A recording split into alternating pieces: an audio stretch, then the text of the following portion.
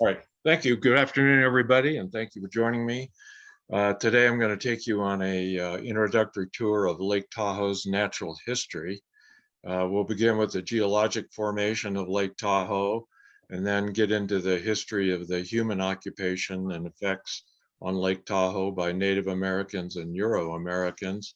And then we'll get into some of the frequently asked questions about the natural science of Lake Tahoe, and then finish up with the challenges that we face today, and as they say, saving Lake Tahoe. The photo you're looking at was taken from the place where Mark Twain first sighted Lake Tahoe when he hiked up from Carson City in 1861. And like all who came here, he was awestruck by the extraordinary beauty of the Tahoe Basin.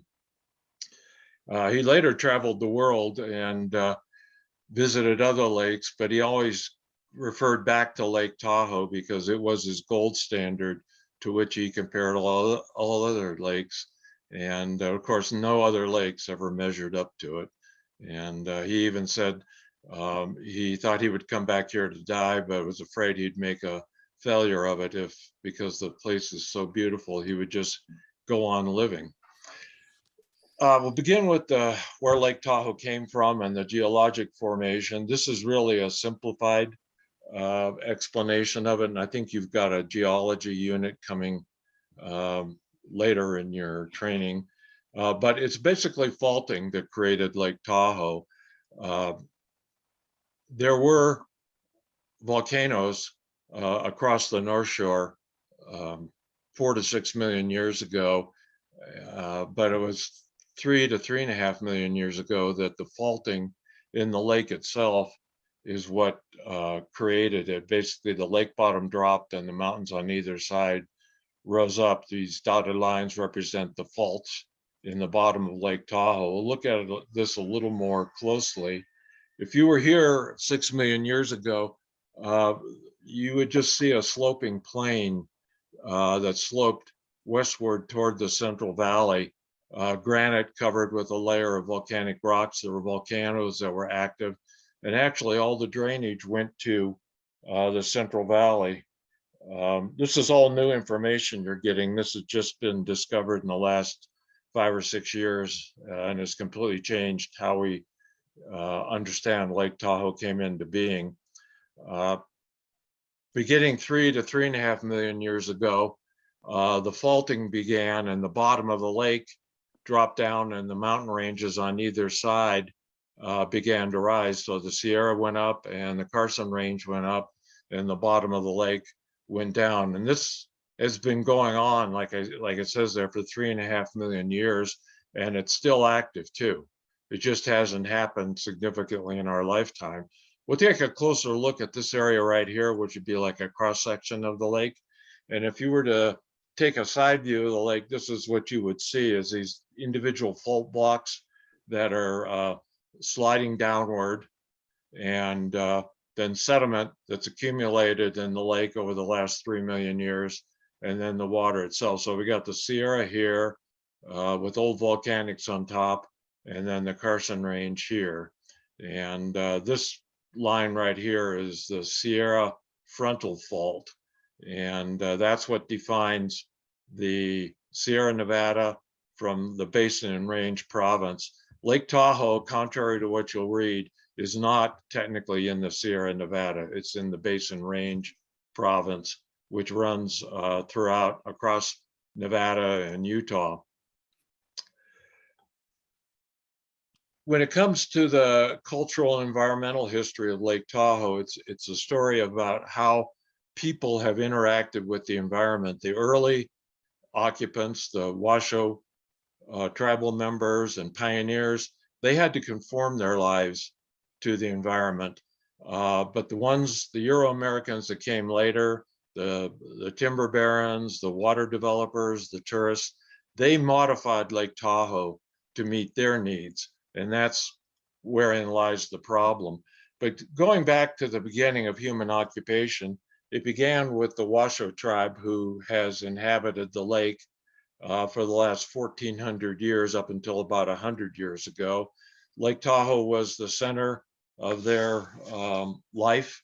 It held great spiritual value for them. After the snows melted back, they came up from the lower valleys in Nevada uh, and set up camps around Lake Tahoe where they fished and gathered um, plant materials and also hunted in the forest, all for the purpose of gathering food to get them through the winter. Uh, Lake Tahoe was very important to their physical life and their spiritual life, and they believed that the lake held spiritual values and that it imbued life to all things around the lake. And it was essentially their church, if you will. Um, and every year it would be required for Washo tribal members to come up and more or less pay their respects at Lake Tahoe. Um, as I said, they camped here around the lake. Their main source of food was the Lahontan cutthroat trout, which eventually went extinct in Lake Tahoe, but is now being reintroduced. But they also lived off of the land elsewhere around the lake. The name Tahoe comes from the Washo name for the lake. The Washo name for the lake is Da'auaga, which means edge of the lake. And we think what happened is Anglo-Americans heard the first two syllables Da'au and thought it might have rhymed with Washo, which was the name of the tribe, and it kind of got anglicized into Tahoe. And it was in 1862 that the federal government actually changed the name of the lake from Bigler to Tahoe to recognize the contributions of the Native Americans. Everything changed at Lake Tahoe, though, with the discovery of gold and silver in the Virginia range east of Lake Tahoe in 1859. And large-scale mining became very active thereafter. And we've all heard about the Comstock lode and the mines in Virginia City. This quote that you see here on the left appeared in the Virginia City Territorial Enterprise in 1890, and it was written by a writer by the name of Dan DeQuille. And what he was saying was that the forests of Tahoe had all been cut and sawed into lumber and then used to shore up the mines in Virginia City. Hence, the Comstock lode was the tomb of the forests of Lake Tahoe. And you can see the kind of devastation that occurred.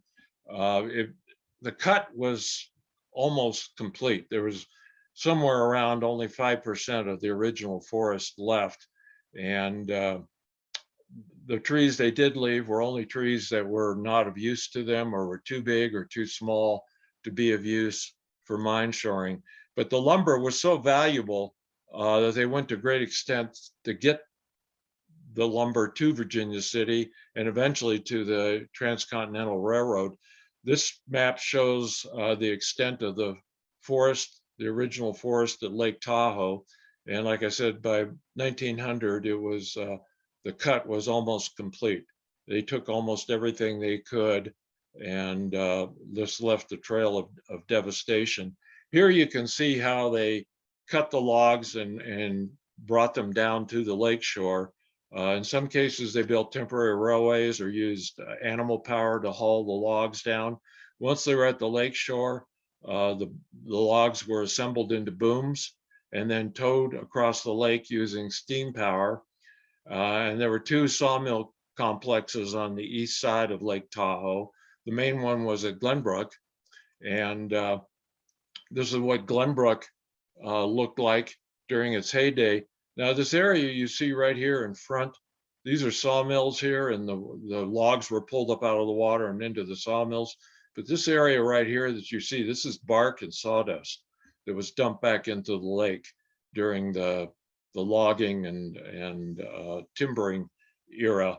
And so there was very little concern for the environment, obviously.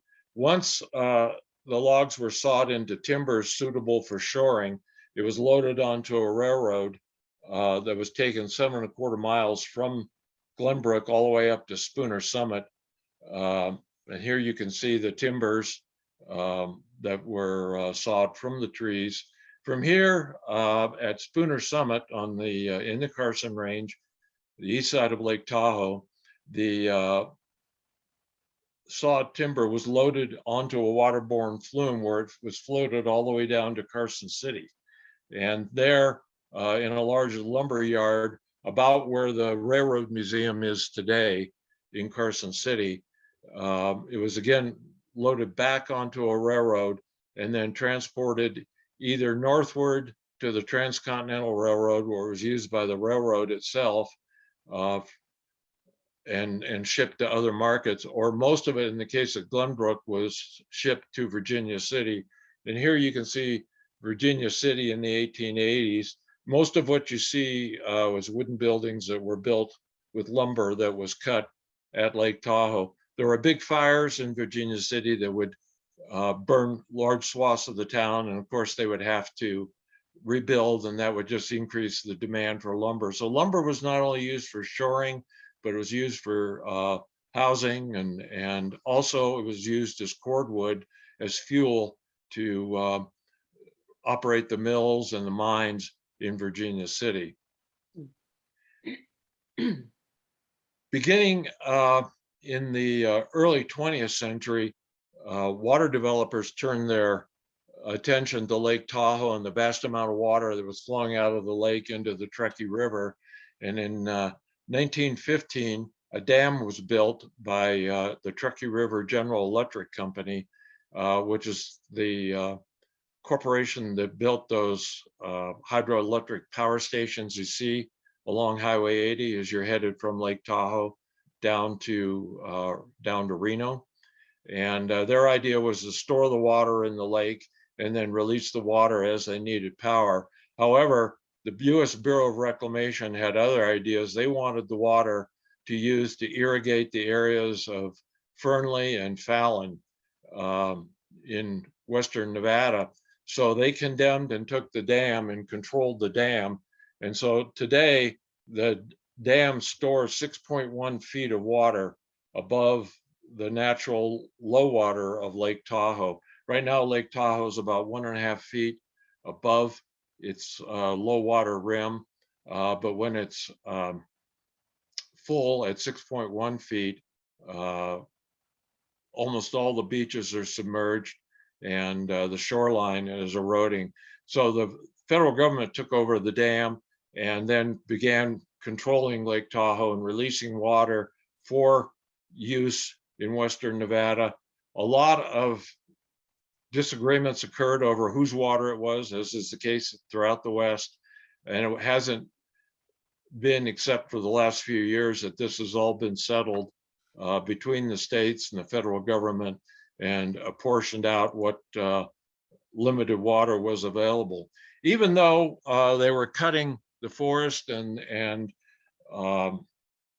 Tahoe was being looked at as a place to come for recreation and relaxation. And even people came, if you can believe this, to come up to see the timber cutting because it was considered patriotic to go to the places of the United States where there was industry underway. And so one of the places they would come was Lake Tahoe to see them cut the trees and mill them and transport the lumber. But some of the resorts that you see here were built during the logging era and shortly after because the forest was recovering. Beginning in the early 20th century, just before the advent of the automobiles, the way you came to Lake Tahoe was you got on the Central or Southern Pacific Main Line that ran across the Sierra and through Truckee. When you got to Truckee, you got on a narrow gauge railway that took you about 15 miles to Tahoe City. And once you got to Tahoe City, if you were staying in Tahoe City, you would get off there and stay at the Tahoe Tavern, which was a luxury hotel, or you would get on a steamer. In this case, the steamer that's shown there is the steamer Tahoe, and you would just walk across the pier and get on the steamer. And then the steamer would take you wherever you were going around the lake. And it would, over an 8-hour period, it would circumnavigate the lake and carry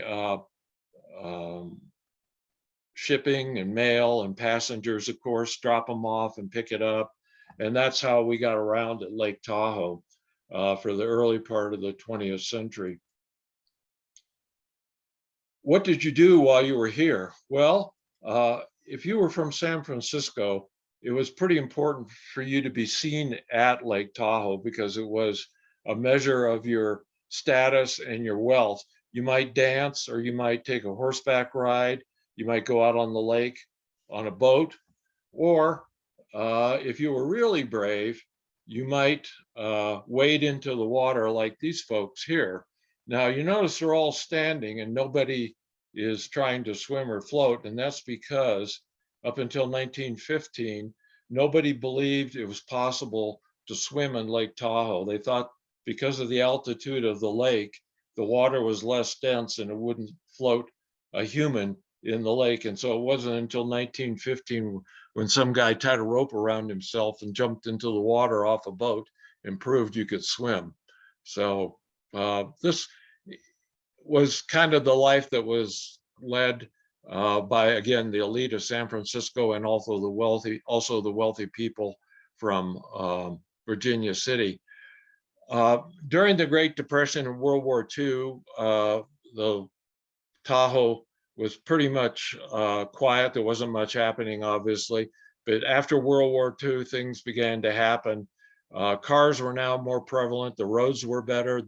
A paved road around the lake was completed in 1925, and so people could now drive up here, and it became the place for the middle class to come and stay up in the mountains and visit the lake and enjoy the fresh air and clean water and have a nice vacation. It was at this point that Tahoe made a switch from a destination resort where you use public transit like trains and steamers to the automobile. And from this point forward, everything that was built at Lake Tahoe was built to accommodate the railroad, the automobile. Beginning after World War II, though, there was a second gold rush in the Sierra Nevada, and this was actually a land rush. People were moving into the Sierra Nevada because they had discretionary income. They could afford to build second homes, and they had more leisure time because of the strong California economy. And so Lake Tahoe was not spared, and there was a lot of development that occurred at Lake Tahoe. There was a period that began in about 1960 that went about 30 years where Lake Tahoe was heavily impacted. And these are the kind of things that were happening that should not have happened here at the lake.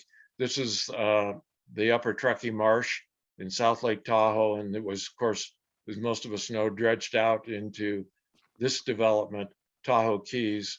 Of course, today nothing like this could happen, but they did not understand the importance of meadows and marshes in maintaining the health of Lake Tahoe. But it began to cause great concern about the environmental harm that was occurring. And then we had development like this that was built without any regard to aesthetics or impact to the shoreline and that.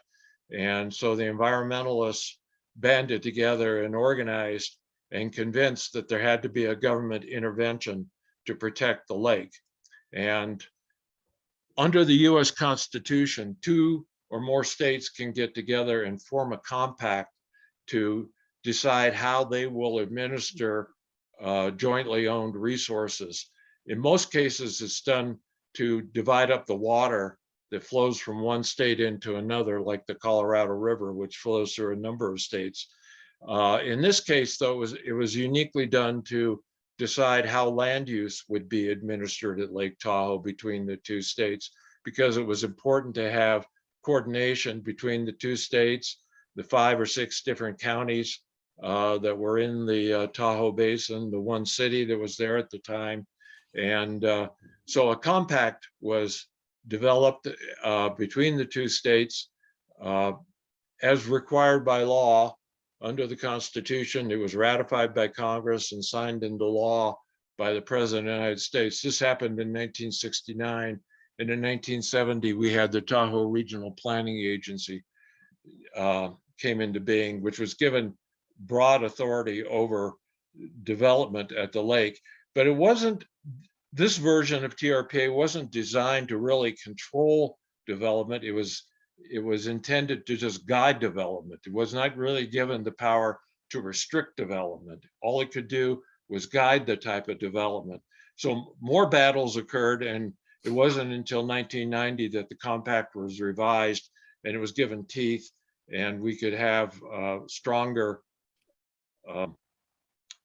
regulations in Lake Tahoe about the type of growth that we were going to have and the amount of growth and where it would occur. Based on the projections, assuming the full build out of county zoned lands in Lake Tahoe, we would have had a peak population of about 600,000 by 2010. But because of downzoning by TRPA, this was actually cut in half. So even though the first iteration of TRPA was not as strong as some would have liked it to be, they were actually able to accomplish one major thing, which was the downzoning of density, and actually reduce the density of the lake by 1/2 to where it is now. So on a peak day, we'll get 300,000, maybe more now, coming into the lake during peak periods like the summer months and the Christmas, New Year's holidays.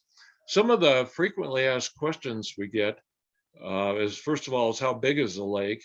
It's 191 square miles, about 2.5 times the size of the city of San Francisco. Just to give you an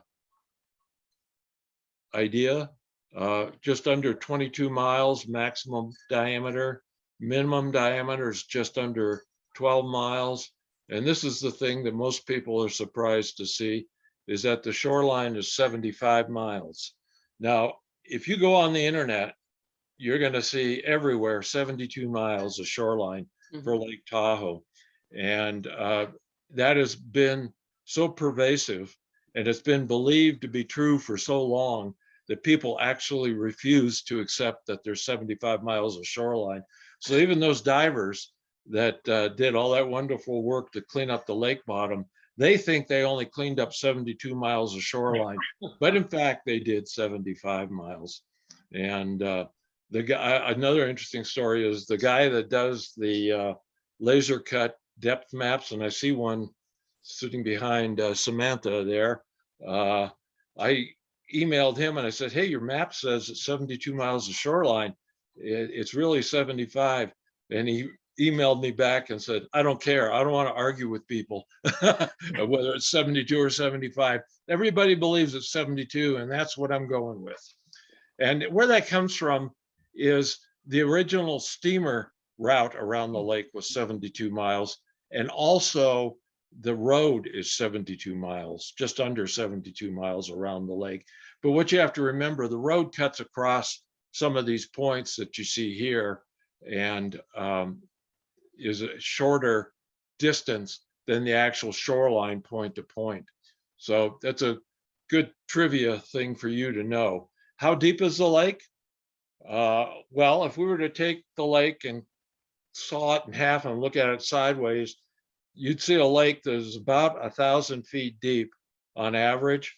And at its maximum depth, it's 1,645 feet deep. This is just in Crystal Bay, offshore of Incline Village. And we could drop the Empire State Building into Lake Tahoe and still have enough water over the top of the building to float a battleship. Also consider that if you're next time you're in Carson City is 85 feet higher than the bottom of Lake Tahoe. So think about it that way, is even though you seem like you go way, way down into Carson City, at the bottom of the lake is still deeper than where you're standing. This shows where Tahoe compares to other large lakes in the world. Here you can see the deepest lake in the world is Lake Baikal, which is in the Russian Federation in Siberia. It's over a mile deep. And then there's some other large lakes that are very deep. Lake Tahoe itself is the second deepest lake in the United States. Crater Lake is deeper. Although you could say that Lake Tahoe is the deepest large lake in the United States, because Crater Lake is not a large lake. And it's the second deepest large lake in North America. Slave Lake, as you can see there in Canada, is a little bit deeper. So that's the depth, the size, and the surrounding environment of Lake Tahoe is what makes it so unique. Another question that people ask is, how pure is the water? Well, it's actually the purest natural water you'll find in the world. This is Lake Tahoe is 99.992% pure water. And purity is measured by the amount of dissolved matter in the water. So that means there's about 80 parts per million of dissolved matter in Lake Tahoe. If you were to go to the supermarket and buy distilled water, that would be 10 parts per million of dissolved matter. So distilled water is 99.999% pure water, and Lake Tahoe's pretty close behind it, really. You won't find water elsewhere in the world that's this pure, even in some of these large lakes. If this pool was filled with water from Lake Tahoe and we evaporated it out, we'd be left with dissolved matter of about 3/4 of a teaspoon, to show you how little amount of dissolved solids are in Lake Tahoe water itself. So it's very, very pure. And that's one of the things that makes Tahoe so unique and accounts for its color and its clarity and its brilliance. What causes the color in Lake Tahoe? Again, if you go on the internet, you're going to read that it's the reflection of the blue sky. And those of us that live here know that under the right conditions, you can get a reflection of the sky on the surface of Lake Tahoe if it's under the right lighting conditions and the lake surface is pure. But actually, it's a unique property of clear water. As sunlight penetrates, the various colors in the full spectrum of sunlight are absorbed as the sunlight penetrates down into the water. And what happens is the red, the orange, the yellow, and ultimately the green gets absorbed after about 75 feet. And so once you get out to about 75 to 100 feet, all you're seeing is blue.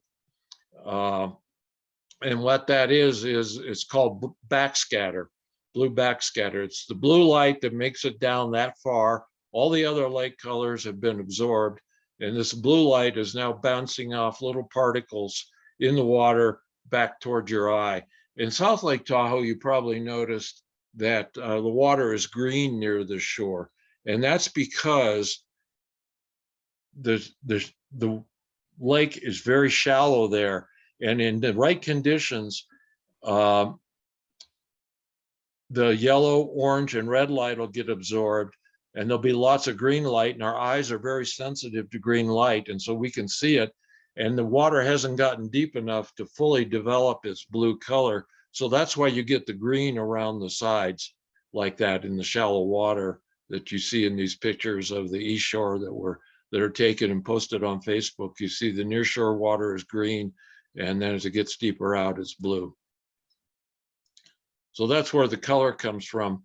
Another characteristic that defines Lake Tahoe and makes it so unique is its elevation compared to other lakes. There are a lot of little lakes that are higher than Lake Tahoe, as we know, up in Desolation Valley, but you don't find lakes of this size this high in the world. In fact, there's only one other large lake in the world that is at a higher elevation than Lake Tahoe, and that's Lake Titicaca, which is in South America. And yes, that's the real name of the lake, Titicaca.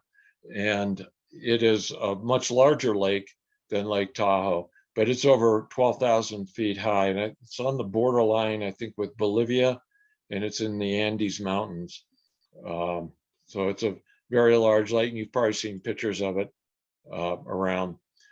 Another distinguishing characteristic is the amount of water that Lake Tahoe holds. And it is a tremendous volume of water on the scale of things. if we were to take Lake Tahoe and dump it out onto the state of California, which some people say that'd be a good idea right now, given the severe drought we're in, it could cover the entire state evenly to a depth of 14 inches of water. So it's like 39 trillion with a T, gallons of water. So now that we have an empty lake, how long do you think it would take to refill the lake? Well, it would be measured in hundreds of years. That 100, 200, no, 3, 4, 5, no, 600 years to refill that lake. And that would be 600 consecutive years of average precipitation. So you can see it's a tremendous volume of water in the lake. If we look at all the major lakes in the world, including the Great Lakes, you can see where Lake Tahoe falls. Compared to some of the other lakes in the world, Lake Tahoe is pretty small, particularly if you look at Lake Baikal. It holds 20% of the world's unfrozen fresh water. It is a huge lake of monstrous sizes. In terms of the volume of Lake Tahoe, it's the, I guess would be the fourth or fifth largest lake, sixth largest lake in the United States, behind the Great Lakes, which all have more water in them than Tahoe. But you can see how it compares. Tahoe, on the scale of world lakes, is the 31st largest lake in terms of volume in the world. So we got all this water in Lake Tahoe. Where does it all go? Where all this water, runoff in excess of 5 feet a year flows into the lake, meaning that if all the runoff flowed into the lake and none of it ever left, the lake would come up 5 feet in 1 year, in a normal year. Well, 1/3 of it goes out through the gates at Tahoe City, where the dam is. And it's, of course, released to downstream water users. But this is what people are surprised to learn, is that 2/3 of the water actually evaporates due to wind and sunlight on the lake causing evaporation. So out of that 5 feet of water that flows into the lake each year, fully 3.5 feet of it evaporates away. And in normal years, not right now, but in normal years, I would say, go look at the release through the gates at Lake Tahoe, and in your mind, double that flow of water, and that's the river that's actually going up into the sky that we can't see. Another unique aspect of Lake Tahoe is it does not freeze. And you've probably heard all kinds of reasons for this. Lake Tahoe's too deep to freeze. No, that's not true, because Lake Baikal is over a mile deep and it freezes. Or that the lake is always in motion, the water's always in motion, and that's why it doesn't freeze. That's not true either, because there are places like the Arctic Ocean, which are very turbulent, but it still forms ice. So moving water can still form ice, and it relates to a special property of water. And if we looked at a shallow lake, we need to know that the water reaches its maximum density at 39 degrees. So as the water is getting colder, it sinks its maximum density, and it sinks and it sinks and it sinks in a shallow lake until it's 39 degrees top to bottom. And then once it goes from 39 to 32 degrees, it gets lighter again, becomes more buoyant. And that's why ice forms on the top. We all know that ice floats in water, and it's just a unique property of water. So that what's happening is it's getting colder towards 39. It says, I'm getting smaller, smaller, smaller. Hits 39, then it says, nah, now I'm getting bigger, bigger, bigger again. And it's just a unique property of water. So what happens here at Lake Tahoe, and this is why it doesn't freeze, we do get the water that does cool, but it never gets down to 39 degrees. At its coldest, it gets down to 41 degrees at the most. And of course, we know that's not nearly cold enough to be at maximum density. and the top will stay at 42 degrees or higher. And that's, in the coldest part of winter. By then spring is coming and the lake begins to warm. So the lake never gets cold enough to freeze. The climate isn't cold enough to pull out enough heat to drop the temperature down to 39 degrees. And that's the result of the volume of water and the surface area. It just can't happen that way. If the lake was not as deep, it could possibly freeze. Or if our climate was a lot colder, like Siberia, then Lake Tahoe would freeze like it does at Lake Baikal. The question that comes up is why Lake Tahoe is so clear. Why is it so naturally clear? And there's a number of reasons for that.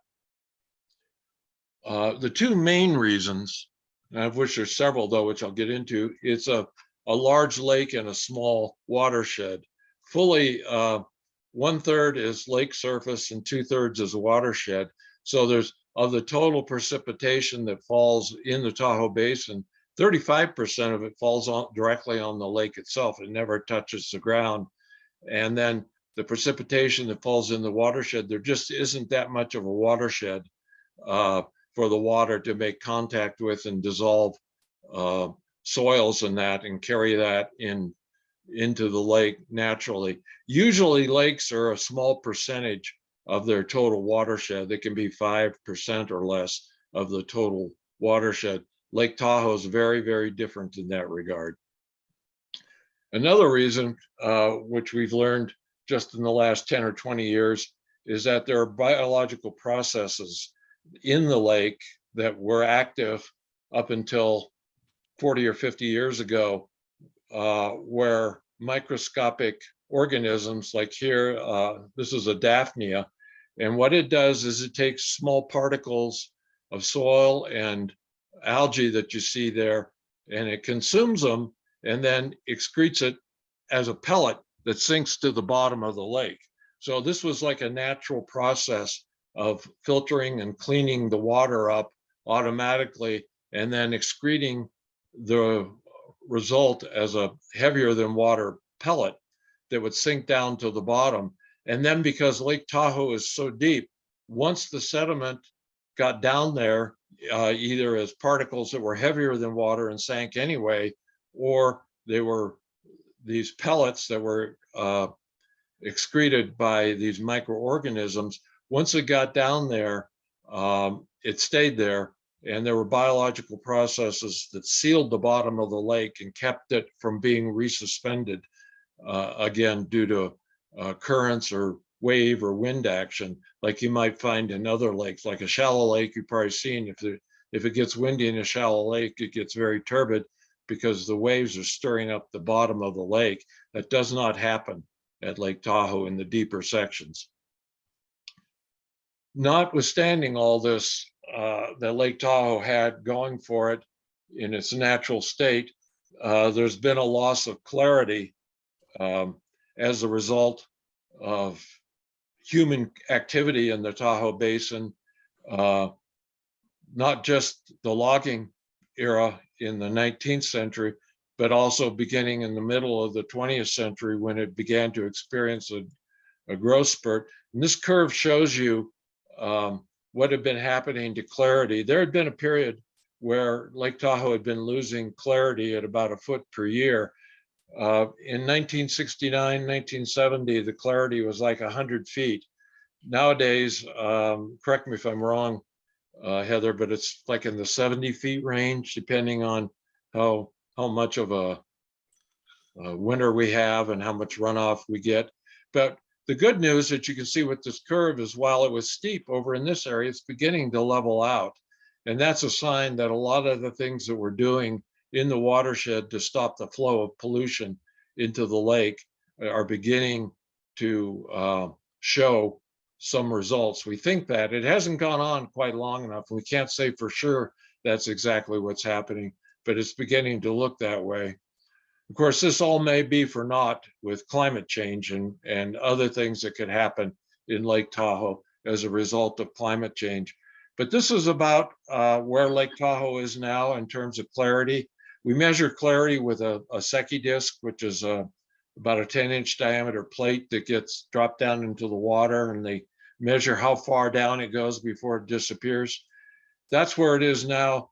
Before all the development of Lake Tahoe, you can see where the clarity would have been with the Secchi disc reading. And I think you'll get a chance to go out on the boat and actually participate in making Secchi disc measurements. So the goal is to try to recover this clarity. That's what we're trying to do with all the work we're doing in the watershed. So what is it that's causing this? Well, we've got eroded soil that comes off from subdivisions and highway construction, ski areas, golf courses, and things like that, that puts sediment into the lake itself. We've got urban runoff from driveways and roadways, parking lots, rooftops, golf courses, and other areas where they use fertilizer.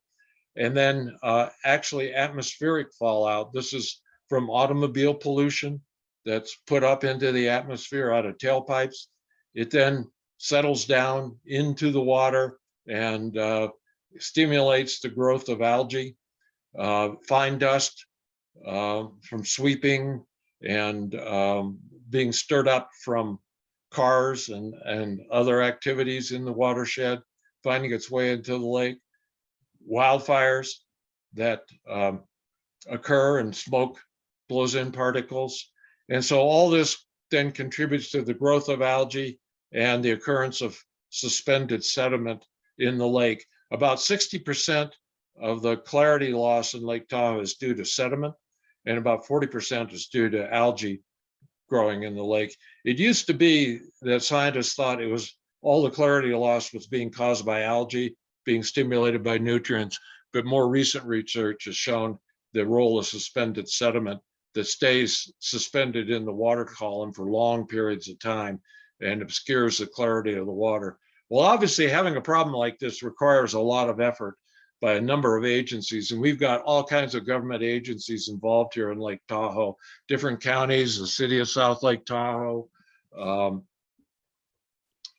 ski areas, Tahoe Regional Planning Agency, environmental groups. They've all got their hand in it. And in '97, we had a presidential forum in which all these different interest groups were brought together, and they demonstrated to President Clinton how they were going to work together and help improve the condition in the lake. Now, some of the things that we need to do, and these are the challenges that we need to address as environmental issues. Obviously, the clear cutting of the forest in the 19th century left a very unhealthy forest. So the thinning and the fire helps restore it back to its natural condition. And that's what you see going on here. In this case, the logging that you're witnessing around the Tahoe Basin and the control burns are good for the forest. They're health restoring. And the goal is to try to return the forest over the next couple hundred years to its original natural condition. Then we can also do things in the watershed to repair erosion by doing BMPs on our property, best management practices. We do watershed restoration, infiltrate runoff, control drainage, control fertilizers and things like that to reduce the nutrient load going into the lake. Reducing the amount of air pollution is important, and that means reducing the amount of air pollution means reducing the reliability on automobiles, and so using the different forms of transit to get people out of cars and into transit systems, riding bikes, walking, all these things reduce the amount of pollution going into the atmosphere and then falling out overnight into the lake. Urban renewal, tearing down old, polluting developments and replacing with newer, more modern development that not only fixes the pollution problems on site, but also is built in a way that encourages people to not rely on their cars like you see right here. This is down to State Line, and it's condos that people can stay in and actually walk to a ski area rather than get in their car and drive to a ski area.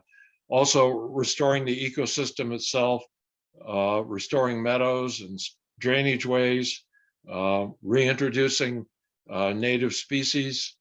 Also, of late, we've had to focus on invasive species, not just in the water, but also in the watershed itself, and reducing these, as I'm sure you've heard about, like Asian clams and other forms of invasive species. That's why the boats are inspected before they come into Lake Tahoe.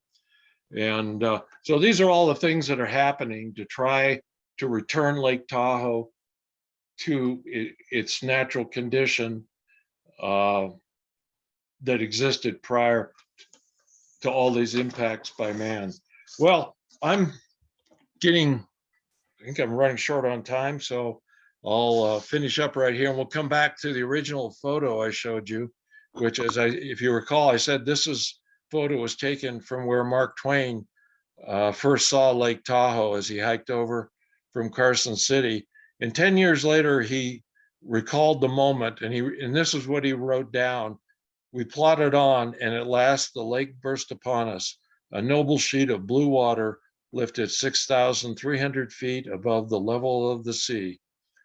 As it lay there with the shadows of the mountains brilliantly photographed upon its still surface, I thought it must surely be the fairest picture the whole earth affords. And I think those words still ring true today, notwithstanding what's happened to Lake Tahoe. Thank you very much. You've been very patient, and I think we have time for a few questions. Yes, so we have a break right now for 10 minutes. So if anybody needs a break, you can take a break. Now would be a good time to take a break, but we can use that same period of time for questions as well. So if anyone has a question, you can unmute yourself and ask some questions. Thank you very much, Dave. Great job as always. I'm removing the spotlight, so we're back to gallery view. I think you can change your view. If you haven't used it before, there's a little view button in the top right corner. So you could do gallery view, and there we all are. So either a break for the next 8 minutes and we'll come back at 2 o'clock, or if you have any questions for Dave, you can, yep, Jesse's doing a handshake. Go around and answer questions. Any questions for Dave? Yeah. Noah, go for it. So you went in a little bit about how California and Nevada had to like work together to come up with ways to protect the lake, but do you know the history of why the lake ended up being put right on the border in the first place? It was a mistake in surveying. Okay, that's what I've heard. When you can blame it on John Fremont. And what happened is, when he was exploring the West, he did see Lake Tahoe, and on his map, he showed Lake Tahoe as flowing out into the Central Valley of California. And so when, in 1850, when California was achieving statehood, they had to draw the state map. And so what they did is they wanted to draw the eastern boundary so that all of the west flowing waters would be contained within the state, and there wouldn't be a dispute over water flowing from another state into California. And so they thought they were getting all the west flowing waters, including Lake Tahoe. But this was also complicated by the fact that the boundary was not well known, the eastern boundary. And so at one point, Lake Tahoe was thought to be entirely in Nevada. At another time, it was thought to be entirely in California, and it ended up being pretty much split 2/3 in California, 1/3 in Nevada. And that's how it happened. It was just a cruel trick of fate. Yes, other Noah. So I might have missed this, but why is it that the bottom of the lake can't reach 41 degrees or can't reach 39 degrees? You know, the climate is not cold enough. Oh, okay. We're so close to the Pacific Ocean, which is a pretty warm body of water, even though you may not think so when you go swimming there. But it moderates the temperatures. That's why the temperatures here at Lake Tahoe in the winter, maybe it goes down, during the day it'll go up into the 40s, and at the night it'll go down to the 20s. If you were farther inland in the United States, those temperatures would be much more extreme in the lows. They would get lows in the 10s and closer to 0, like in Montana and Nebraska and places like that. So our climate here on the Pacific coast is just too warm to reduce the temperature of the water to 39 degrees. Now we know that there are other smaller lakes that do freeze, like Donner Lake usually develops ice cover, but it's shallow and it's smaller. And so in that case, the climate is cold enough to draw out enough heat to bring the temperature down to 39 degrees where it will form. It's hard to get your head around it because of the way water behaves, being at maximum density at 39 degrees. But the short answer is the climate just isn't cold enough, and the lake there's too much water, and the surface isn't big enough to get all the heat out over winter. Thank you.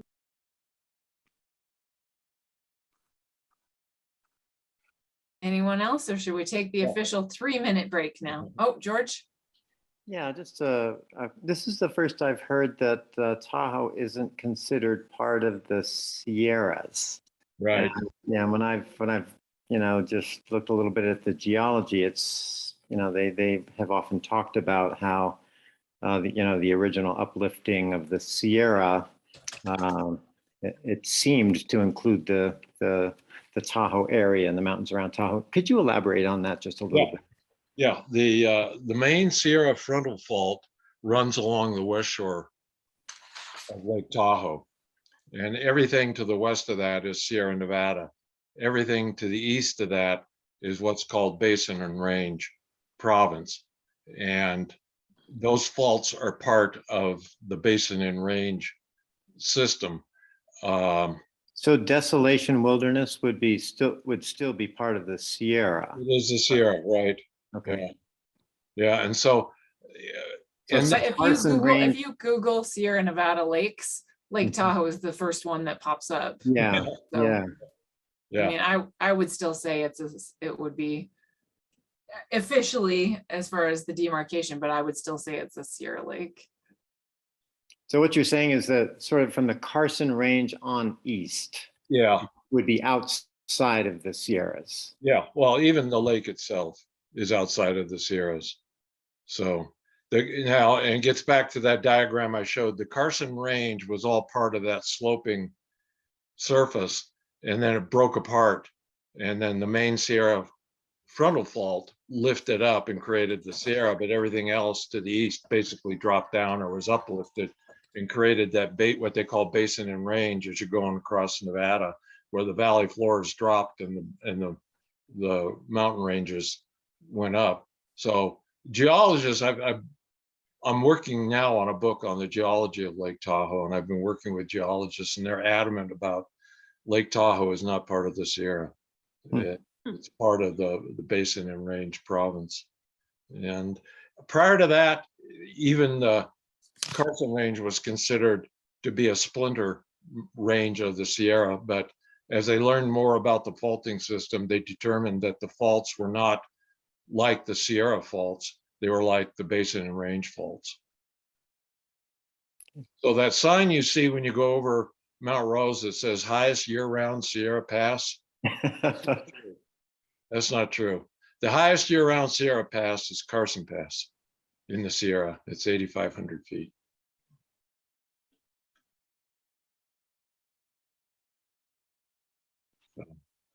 We get all the questions? I think so. Okay. All right. Well, thank you so much, Dave. Good to see you again. Glad to do it. Yeah. We'll see you again soon. We'll see you at the next event. See you soon. Okay. All right. Bye. Bye, Dave. Thank you. Bye. Bye.